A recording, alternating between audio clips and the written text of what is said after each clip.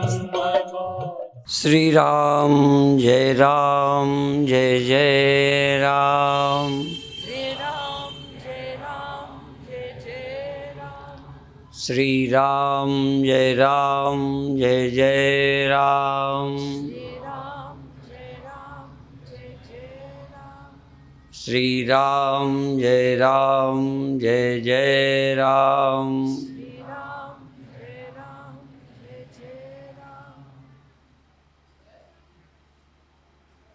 आप देह रूप हैं, पर जो परमात्मा का सुमिरन करता है उसको नवे गुरु जी ने कहा है राम रूप ते ही जान। उसको राम रूप जानो, अर्थात तुम भी राम रूप हो सकते हो। देह रूप हो, इंद्रिय रूप हो, मन रूप हो। तुम खुद मन हो गए हो, खुद तन हो गए हो। आत्मा नहीं रहे, राम नहीं रहे, ब्रह्म नहीं रहे।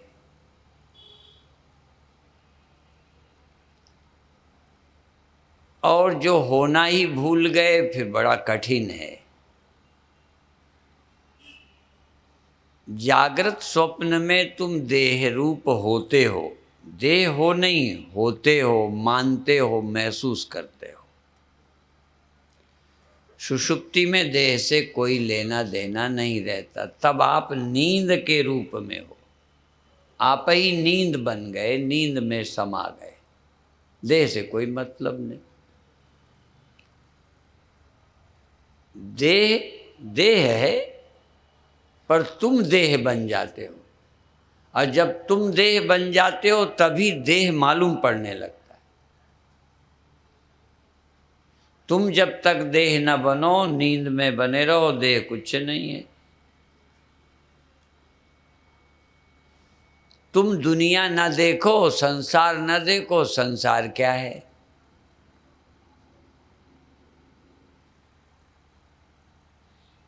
अभी फिलहाल मैं ये नहीं कहता कि संसार नहीं, पर तुम्हारे लिए क्या है? मैं प्रायः कहा करता हूं कि बुखार कहीं सड़क में फिरता हो, तुम्हारे को ना हो, बुखार मिलेगा ही नहीं।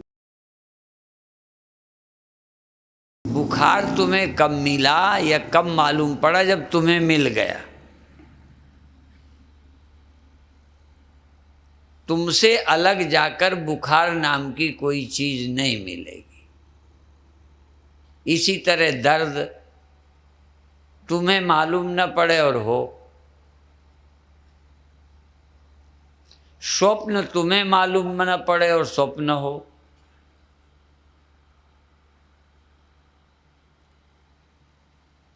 यदि हमको कभी स्वप्न न मालूम पड़े होते तो स्वप्न होते ही नहीं, दिखे ही नहीं होते, सिद्ध ही नहीं होते।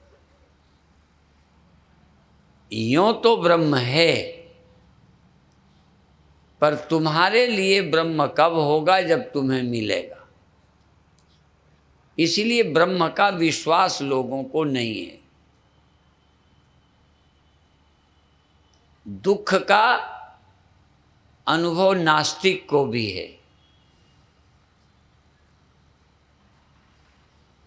ऐसा आदमी लाओ जो दुख नहीं मानता, कष्ट नहीं मानता, मौत नहीं मानता, चिंता नहीं है, इनको झूठा नहीं समझता नास्तिक भी। ये तो उसके निजी अनुभव है।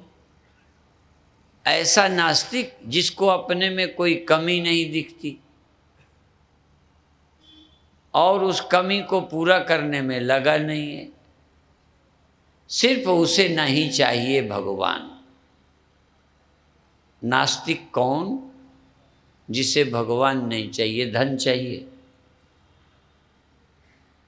राजनीति करने वाले, धर्म को अफीम कहने वाले बड़े होने में नहीं लगे पड़े। टिकटें चाहते हैं, सत्ता में आना चाहते हैं, राज्य करना चाहते हैं, सुख भोगना चाहते हैं। और अपने अधूरेपन को मिटाने में लगे हैं, पूरा होने में लगे पड़े हैं। धन्य है ऐसा कोई नास्तिक भी हो जिसे कुछ नहीं चाहिए।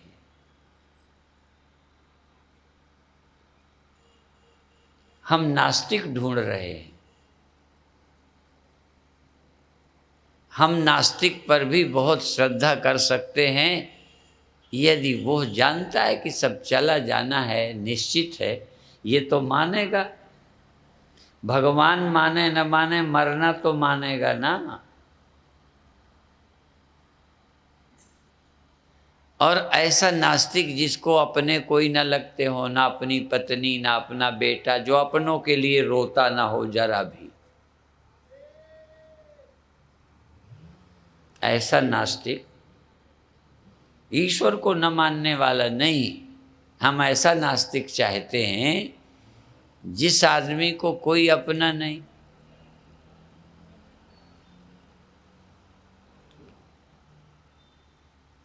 संसार संसार है, तेरा क्या। अर्थात मानसिक बीमारियों से ग्रस्त है पर दवा नहीं मानता।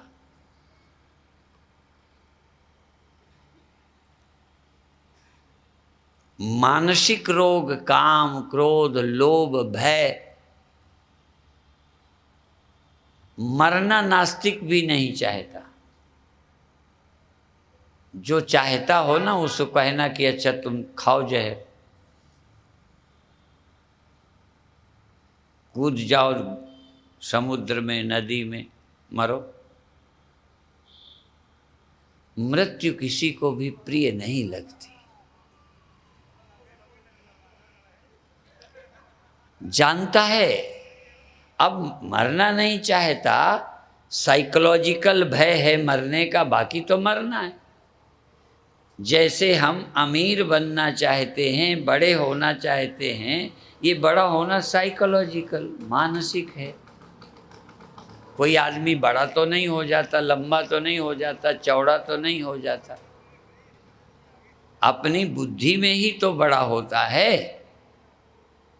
इस साइकोलॉजिकल बड़े होने के लिए कोई नास्तिक तैयार है कि नहीं? क्या इतना उसको साइकोलॉजी आती है कि ये पागलपन है? जो नास्तिक ईश्वर को नहीं मानता, धर्म को नहीं मानता, मानसिक रोगों से वो भी ग्रस्त है। और हम तो मानसिक रोगों का इलाज करने की बात कहते हैं। रामायण में मानस रोग कछुक हम गाए, हैं सबके लख बिरले पाए। इस रोग को कोई कोई रोग समझ पाया, लख बिरले पाए। बड़े होने का रोग लगा है सबको, रोग है ये, परेशान किए, चैन नहीं लेने देता। आप तो सब अपनी जगह चैन में हो ना, कोई पड़ोसी से परेशानी तो नहीं, किसी की बिल्डिंग, किसी का पद, किसी को टिकट मिल जाए, कोई बात नहीं।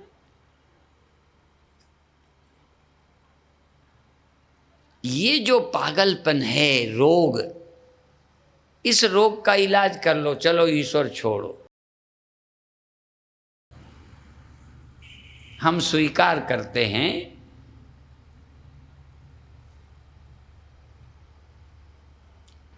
अध्यात्म सिर्फ मन की चिकित्सा है, बस। मन की समस्याओं से छुट्टी, बौद्धिक प्रॉब्लम, दिमागी रोग, बस। ये बाहरी मरना कौन मिटा सकता है? बाहर की दुनिया का परिवर्तन तो हम भी नहीं रोकते, रोक रहे हैं। हम मर जाएंगे इस ख्याल को खत्म करना चाहते हैं। और नास्तिक के पास यदि ये हो तो बताए। अभी रूस की बात सुनी थी, मैं उस नास्तिक राष्ट्र में गया हूँ। बीते साल 15 दिन को गया था, इस साल 1 महीने को जाऊंगा।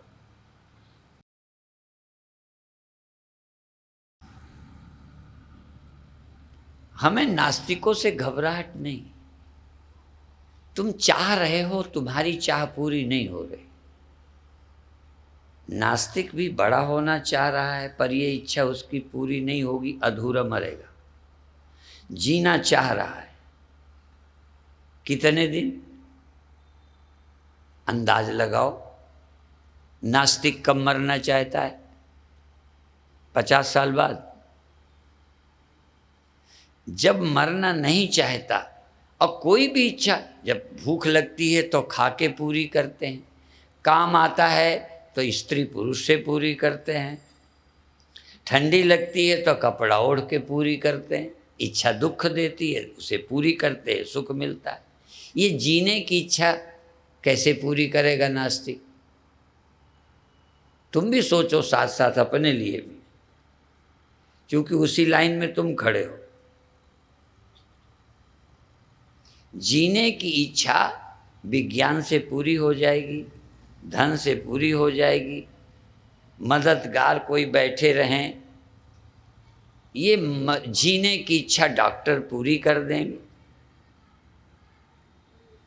बुरा नहीं माने डॉक्टर, और इलाज कराना बुरा नहीं है, रोग की निवृत्ति के लिए ठीक है, और रोग निवृत्त होते हैं, मृत्यु निवृत्त नहीं कर सकता डॉक्टर।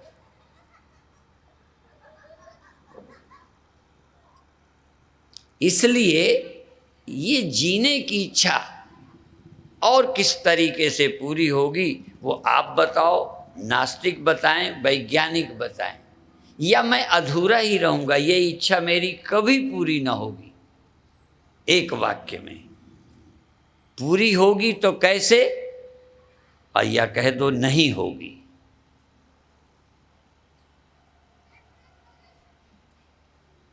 बार बार मंडलेश्वर जी प्रवचन में एक बात बोल देते हैं, मैंने ये सुना, मैंने ये सुना। कोई प्रकरण में कह देते हैं, किसी से मैंने सुना, पार्वती के, शंकर के, किसी विषय में, ठीक है। मैं भी यही कहना चाहता हूँ, मैं अभी तक किसी से ये नहीं सुना वैज्ञानिक से कि अमर होने का उपाय उसके पास है। मैंने किसी नास्तिक से नहीं सुना कि इच्छाएं व्यर्थ हैं। जब पूरी ही नहीं होनी तो इच्छा करता ही क्यों है? जो इच्छा पूरी नहीं हो सकती पागल करता है, और यदि इच्छा करता है तो पूरी होनी चाहिए, क्योंकि इच्छा भी नेचर से हुई है और पूरी होना है इसलिए हुई है। आप आश्चर्य करोगे, जीने की इच्छा इसीलिए हुई है कि तुम मरोगे नहीं। तुम जीना चाहते हो, मरना नहीं चाहते, ये इच्छा भी तुम्हारी पूरी होगी। क्यों? ये इच्छा नेचर से आई है, किसी के बरगलाने से नहीं आई।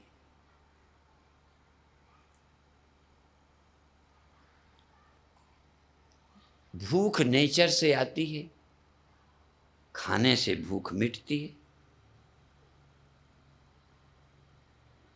तुम्हारी मर्जी से आई होती तो खाने की इच्छा छोड़ देते। कोई साधु खाने की इच्छा छोड़ पाया है? क्योंकि भूख लगती है। जैसे भूख लगती है तो भोजन खाना पड़ता है, तो जीने की इच्छा होती है तो जीना मिलना चाहिए, मरना नहीं मिलना चाहिए। उसका कोई उपाय है?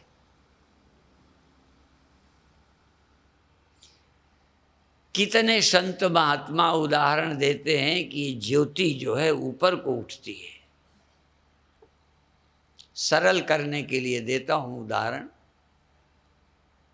ऊपर को उठती है क्योंकि सूर्य अग्नि का गोला ऊपर है, इसलिए उधर को खींचती है। मिट्टी का ढेला जमीन पर आता है फेंकने पर,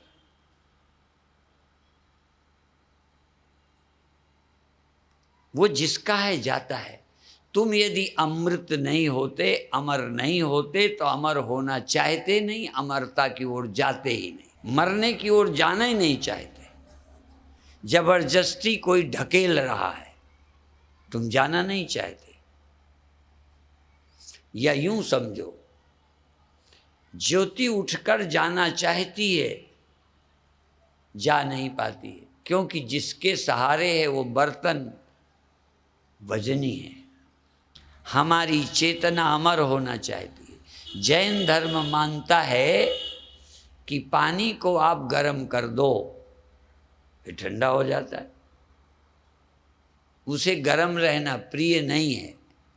गर्मी दूसरे की है, आ गई है, वो ठंडा होता है। पंखा नहीं करो, थर्मस में रख दो। थर्मस में रखते हो ना, ऐसे ही चाय रख देते हो, गर्म पानी रख देते हो तो जल्दी ठंडा होता है, और थर्मस में रख दो तो कभी ठंडा नहीं होता। बोलो। मैं कभी कभी जान के ऐसे बोलता हूं कि तुम मेरी बात काटो, जान के बोलता हूं। अर्थात थर्मस में भी ठंडा होता है, पर ज्यादा देर में। अच्छा, गिलास में उसी सेकंड ठंडा हो जाता है, उसमें थोड़ा कम टाइम लगता है, ठीक है ना। लेकिन जो नेचर है वो उधर जाता है। एक बीज को बोते हो, अंकुर निकलता है। क्यों निकलता है भी? आप जरा नेचर का अध्ययन करो, बीज में से पौधा क्यों निकलता है? वैज्ञानिक कहेगा, जानकार कहेगा कि भीतर है। लकड़ी में से आग क्यों निकलती है?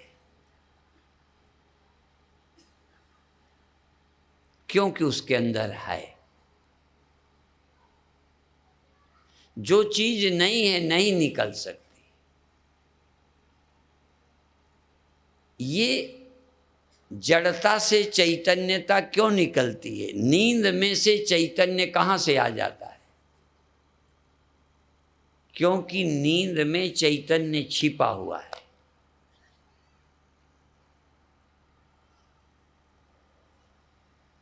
मृत्यु में भी छिपा है जीवन, नहीं तो आ ही नहीं सकता। वृक्ष दिखाई नहीं पड़ता बीज में। बीज का मतलब है अदृश्य वृक्ष। शब्द याद रखना, बीज का अर्थ हुआ अदृश्य वृक्ष, वृक्ष का अर्थ हुआ दृश्य बीज।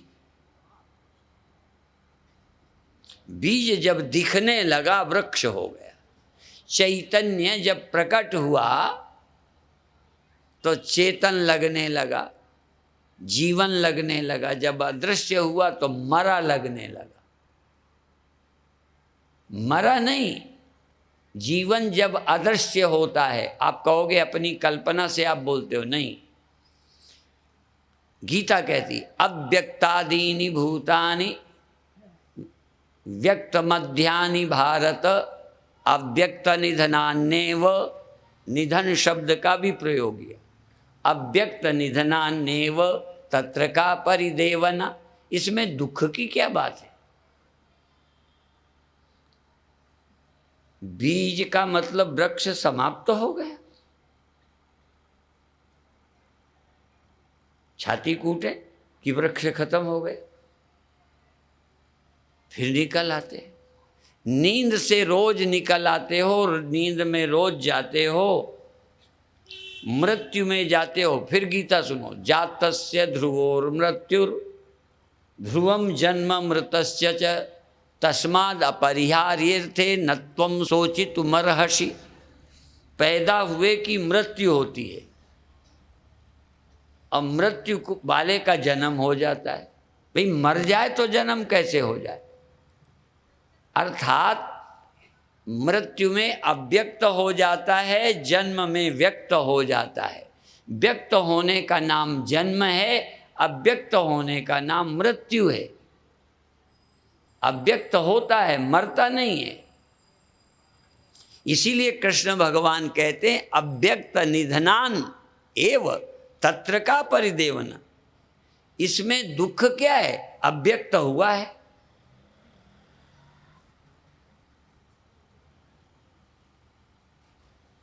फिर उपनिषद अग्नि का उदाहरण देते हैं और रामायण भी देती है।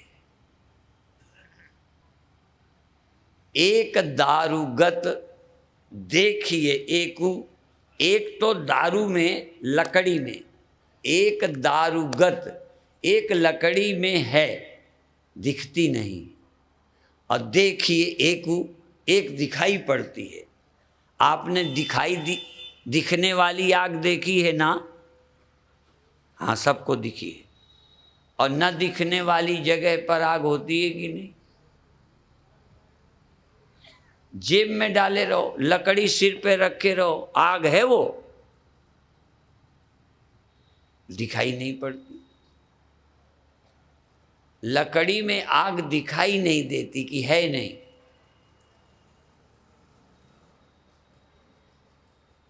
नींद में जीवन दिखाई नहीं पड़ता, पर जीवन निकल आता है नींद में से। और जीवन दिखाई पड़ता है, इसका अभाव तुम्हें मौत सी लगती है। चूंकि कार्य कारण का नियम नहीं जानते। दिखाई पड़ना माने कार्य, न दिखाई पड़ना माने कारण। सृष्टि जब नहीं दिखाई पड़ती तब कारण रूप में रहती है और वह फिर प्रकट हो जाती है। इसलिए गीता सुनो, समझो। अव्यक्तादीनि भूतानि व्यक्त मध्यानि भारत अव्यक्त निधनान्येव तत्र का परिदेवना। जातस्य ध्रुवोर मृत्यु, पैदा हुआ जरूर गायब होगा, प्रकट हुआ तिरोहित होगा, आया सो जाएगा, जन्मा सो मरेगा। अब मरेगा शब्द बोलते हैं। जातस्य ध्रुवोर मृत्यु, ध्रुवम जन्म, मृतस्य च, मरा हुआ जन्मेगा। भाई भगवान की ये बात तुम्हें जमती है? मरा हुआ तुम्हें शक है ना? पता नहीं क्या होगा, जन्मेंगे कि नहीं। आज भी लोग कहते हैं मरने के बाद किसने देखा कि कौन आएगा। यही है ना। अब कोई कहे बीज में वृक्ष निकल आएगा, वो तो देख लिया है। इसलिए अब चूंकि ये जीवन कैसे आता है, नींद में से आ जाते हैं, ये देखा है। मौत में से आया तुम न समझ पाते हो। सोए से तो आए से मिलते हो ना, और जागा हुआ सो जाता है, ये भी जानते हो, तुम स्वयं देख चुके हो। ये नहीं देख सके कि मर के आते हैं।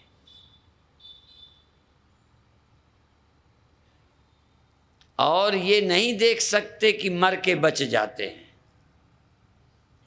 मर के बच जाते हैं यदि देख लेते तो चिंता न करते।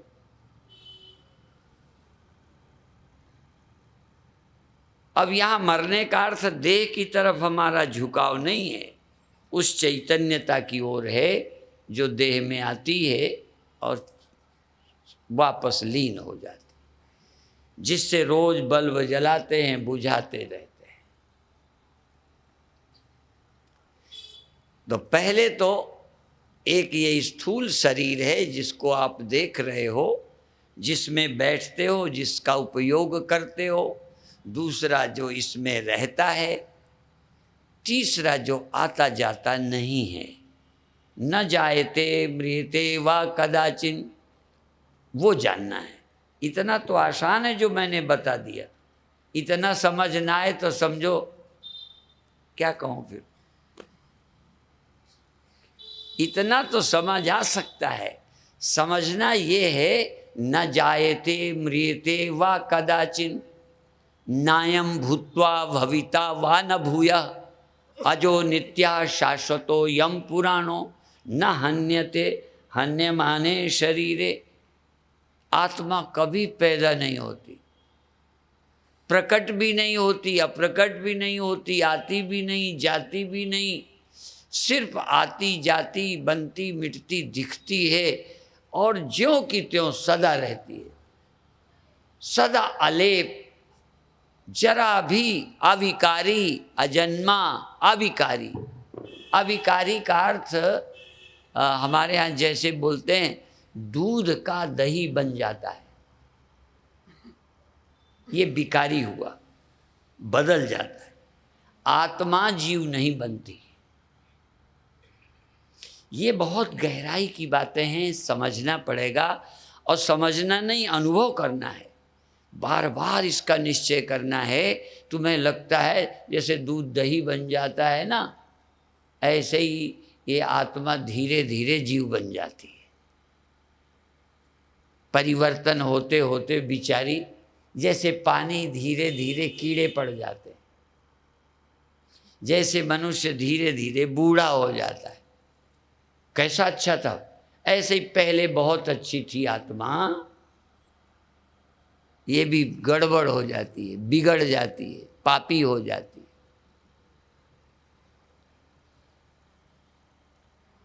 जिन ग्रंथों ने ये सब बातें कही, उन्हीं ग्रंथों ने, उन्हीं गुरुओं ने दूसरी बातें भी कही। एक तरफ पाप और पुण्य, चूंकि जहाँ खड़े हो तहाँ मर रहे हो, जहाँ खड़े हो तहाँ दुखी सुखी हो, पर तुम्हारा ही स्व एक ऐसा है जो सदा अलेप है। वो अभी ध्यान में नहीं आता, वो स्मरण में नहीं आता, उसको स्मरण में लाना है। उसके लिए ध्यान है, जप है, साधन है। कैसे मिलेगा? शंकराचार्य कहते तपो यज्ञ दान आदि भी शुद्ध बुद्धि। तप यज्ञ दान से अपनी बुद्धि को शुद्ध करके, बुद्धि को निर्मल करके, चित्त को एकाग्र करके उस सत्य को जानना है जो छिपा हुआ है। उसके लिए ही प्रातः काल का एक अवसर है। पर जितना शाम को लोगों को अवसर मिलता है उतना सुबह नहीं मिलता है। नहीं, समय नहीं मिलता, ये भी हो सकता है, जरूरत नहीं है, ये भी हो सकता है, मुझे पक्का नहीं हुआ, आप जानना। दूसरी बात और कह सकता हूं कि बोलने वालों को समय पे छुट्टी मिल जाती है, आ जाते हैं। आप लोगों को समय पर घर नहीं छोड़ता, या आप घर नहीं छोड़ते, मुझे नहीं पता। मैंने देखा एक आध अभी भी आ रहे हैं, पता नहीं मेरी विदा करने आते हैं कि सुनने आते हैं, या ये सोचते होंगे कि इतनी देर कौन समय बर्बाद करे, थोड़ा देर सुनाएंगे, बस उतना ही काफी है। मैं सोचता था कि बढ़िया कथा करते हैं महामंडलेश्वर जगत प्रकाश जी त्यागी लोग। मैंने पूछा आज रोजी से, और रोजी की बहन जरा ज़्यादा हंसोड़ी है ना, सब ना प्रचार होगा तो मैं करे देता हूँ। तो कहती बहुत हैं। मैं आया तब तक बहुत नहीं थे, अब हैं थोड़ा, ठीक है। तो इसलिए मैं बोलता हूं कि बोलूं तब जब आप उसके लेने के लिए उत्सुकता हो।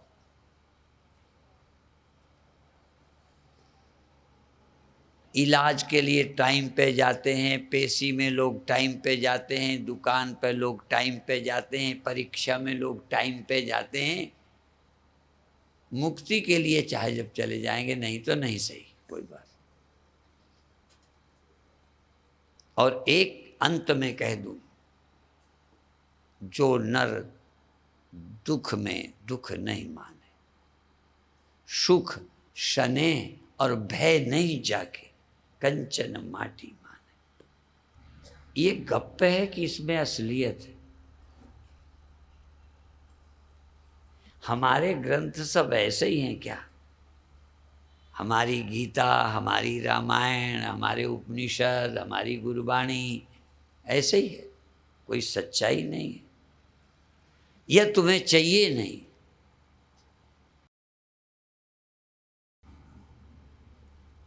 जिसको दुख दुख नहीं, जो नर दुख में दुख नहीं माने, दुख में दुख नहीं मानता, सुख शने और भय नहीं जाके, भय नहीं, इसकी परीक्षा कैसे करें? इसलिए मैंने कहा कि मानव की जो अभिलाषा है जीने की, पूर्ण होने की, किसी बड़े को देख के तुलना करने की, इन सब से छुट्टी गीता करा सकती है। इन सब रोगों से मुक्त वाणी करा सकती है। इस सब से मुक्त आपको श्रद्धा करोगे या कोई ज्ञानी गुरु हो तो हो सकती है, हो सकती है। और भी बताऊं? नहीं तो पहले यूं समझना भय क्यों आता है। 2 दिन से मैं बता रहा हूं, एक शब्द और कहूंगा। जब आप जागकर देह के साथ जुड़े तो देह का धर्म है मिटना, मर जाना। तो देह का धर्म जब जागे होते हो तो तुम अपना मान लेते हो। जब तुम देह में नहीं होते या इस देह में नहीं होते, कल कहा था स्वप्न के देह में होते हो, तो जब तुम स्वप्न के देह में होते हो तो इसकी चिंता नहीं होती, स्वप्न के देह की होती है। और जब जाग जाते हो तो स्वप्न के देह के न रहने से तुम छाती कूटते हो। तुम्हारा ही था ना स्वप्न का, अब नहीं रहा, क्यों नहीं रोते? क्योंकि तब तुम्हें ये देह मिल गया, और स्वप्न में वो देह मिल गया था, इसकी परवाह नहीं थी। इसका मतलब तुम जहां होते हो, जो कल्पना करते हो, उसी के सुख दुख होते हैं। गहरी नींद में न ये देह होता है न वो देह होता है। तो गहरी नींद में कोई तुम्हें डरवा के दिखा दे, तुम्हें कामा में कर दिया जाए, फिर कोई धमकी दे दे, तुम्हें भय अपना क्यों आया? तुम देह के साथ जुड़ गए, मन के साथ जुड़ गए, तो दुख, मन का दुख तुम्हें हुआ। जन्म मरण है देह का, सुख दुख मन का जान। सुख दुख मन का है, और जब तक मन है सुख दुख है। नींद में मन नहीं है तो कौन सा दुख है? और नींद नहीं है तो कौन सा सुख है? धनी होने का है, बड़े होने का है, राजा महाराजा होने का सुख है। जितने सुख हैं यही तो हैं मन के। मैं बड़ा हूं, फलाना हूं, मन ही नहीं तो बड़े कैसे, छोटे कैसे? मन खो गया तो छोटे बड़े गए, अच्छे बुरे गए, पापी पुण्यात्मा गए। ये सब मन की कल्पनाएं थी, मन नहीं, दुख नहीं। यदि आप ध्यान द्वारा एक बार अमन हो जाओ, नींद से नहीं, ये तो रोज होता है, ध्यान द्वारा तुम देख सको कि मन नहीं है और आत्मा है, मैं हूं। या यूं समझो, मैं नहीं है और मैं है, मैं के बिना मैं। जैसे लहर के, एक लहर है, अरे ऐसे समझ लो, 2 अभी देखो दिखाता हूं। ये क्या है? गांठ, और एक शब्द बोलो, गांठ है कि बोलो नहीं है? है, ठीक है ना? गांठ है। और कपड़ा, यहां कपड़ा है और यहां, ठीक है ना? जहां कपड़ा है यहां गांठ नहीं है, यहां गांठ है। अब इसमें जरा गड़बड़ है। देखो, कपड़ा वहां भी है जहां गांठ नहीं है, पर कपड़ा वहां भी है जहां गांठ है। जहां न रहने वाली है, ये न रहने वाली है कि रहने वाली सदा? न रहने वाली, वहीं सदा रहने वाला वही है। जहाँ मैं रहने वाली है, वहीं सदा रहने वाला भी कोई है। पर सदा रहने वाला तुम्हारी पकड़ में नहीं आता। जो नहीं रहता वो ख्याल में आ रहा है। लेकिन इसकी और बड़ी सूक्ष्म समझने की प्रक्रिया है।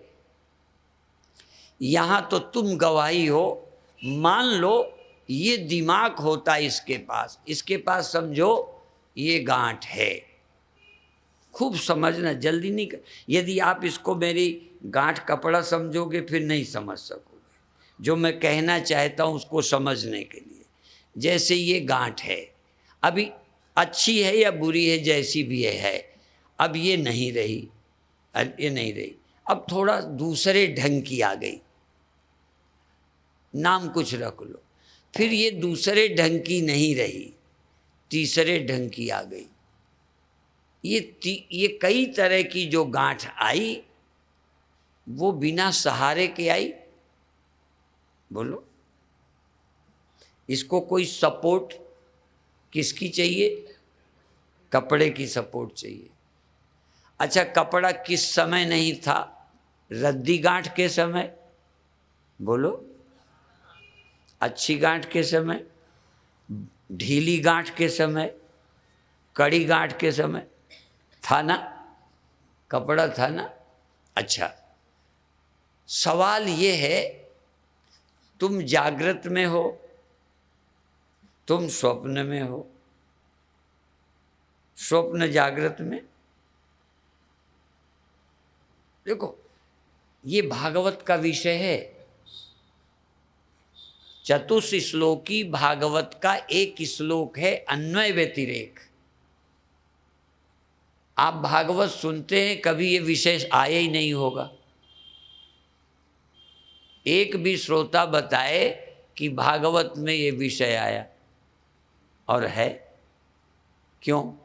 न भागवत कहने वालों को टाइम है, न सुनने वालों को। और बिना इसके तुम कुछ समझ ही नहीं सकते।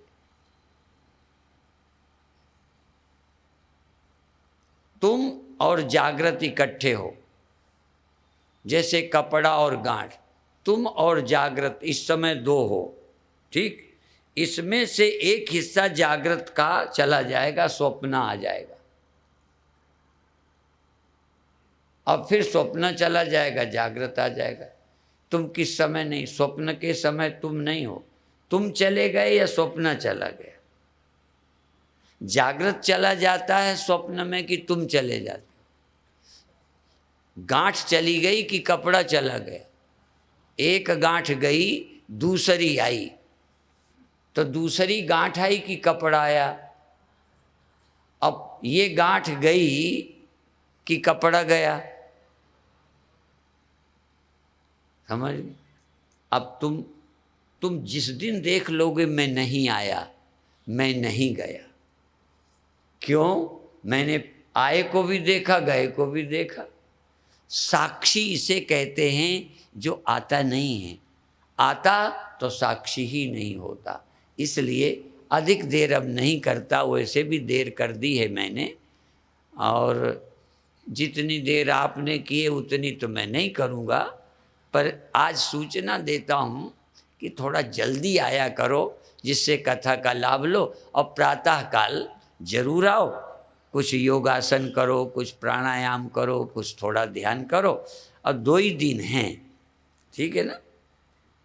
4 देखो, 3 अवस्था, जागृत, स्वप्न, सुषुप्ति। 1 दिन बढ़ा दिया है इस बार, 3 दिन का था। बुढ़लाडा को 3 दिन मिला, धुरी को 3 दिन मिला, तुमको 4 दिन मिला। किस लिए मिला?